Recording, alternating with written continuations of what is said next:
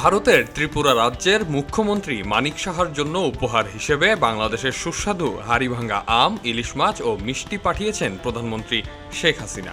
২৭ June দুপুরে ব্রাহ্মণবাড়িয়ার Akhaura স্থলবন্দরের immigration checkpost দিয়ে ত্রিপুরার আগরতলায় নিযুক্ত বাংলাদেশের সহকারী হাই কমিশনারের কাছে উপহার সামগ্রীগুলো পৌঁছে দেওয়া হয়।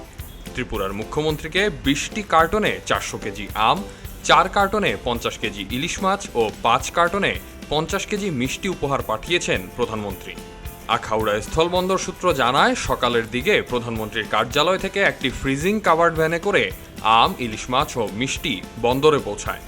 দুপুর ১২টার দিকে বন্দরের C&F ও ব্যবসায়িক প্রতিষ্ঠান শোয়েব ইন্টারন্যাশনালের স্বত্বাধিকারী রাজীব ভূঁইয়া সীমান্তের শূন্যরেখায় প্রধানমন্ত্রীর পাঠানো উপহার সামগ্রীগুলো আগরতলায় নিযুক্ত বাংলাদেশ সহকারী হাইকমিশনের প্রধান সচিব রেজাউল হক চৌধুরী ও আলামিনের কাছে হস্তান্তর করেন। তারা ত্রিপুরার মুখ্যমন্ত্রীর কাছে উপহার সামগ্রীগুলো পৌঁছে দেবেন। আজকে বাংলাদেশের প্রধানমন্ত্রী মাননীয় প্রধানমন্ত্রী শেখ হাসিনার পক্ষ থেকে ভারতের যে ত্রিপুরা রাজ্যের মুখ্যমন্ত্রী সহ অন্যান্য উচ্চপদস্থ কর্মকর্তার জন্য যে উপহার সামগ্রী পাঠিয়েছে, এর মধ্যে অন্যতম আছে রংপুরের হাড়িভাঙ্গা আম এবং ইলিশ মাছ, আর হলো রসগোল্লা আছে। এর মধ্যে আমরা ৩০টি কার্টুনের মাধ্যমে আজকে ভারতীয় বাংলাদেশ হাইকমিশনের কাছে, বাংলাদেশের হাইকমিশনের কাছে এটা পৌঁছে দিয়েছি। ওনারা এটা নিয়ে সুন্দরভাবে মানে এই উপহার সামগ্রীগুলো পৌঁছে দিবে।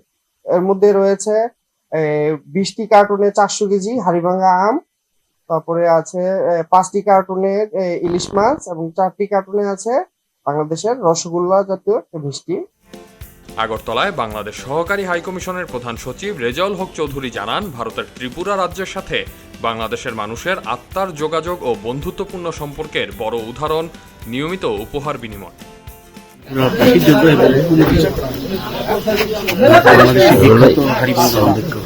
এবং বাংলাদেশের জাতীয় মাছ ইলিশ এবং আরেকটি রসগোল্লা মিষ্টি যেটা খুবই বিখ্যাত রসগোল্লা, এটা পাঠানো হয়েছে।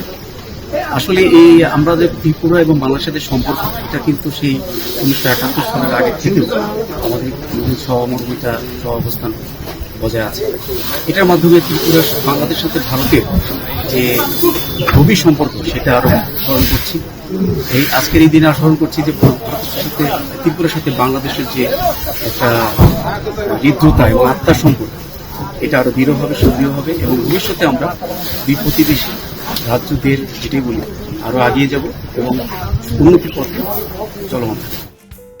উল্লেখ্য, গত ২৩ জুন বাংলাদেশের প্রধানমন্ত্রী শেখ হাসিনার জন্য উপহার হিসেবে ৫০০ কেজি আনারস পাঠিয়েছিলেন ত্রিপুরার মুখ্যমন্ত্রী মানিক সাহা।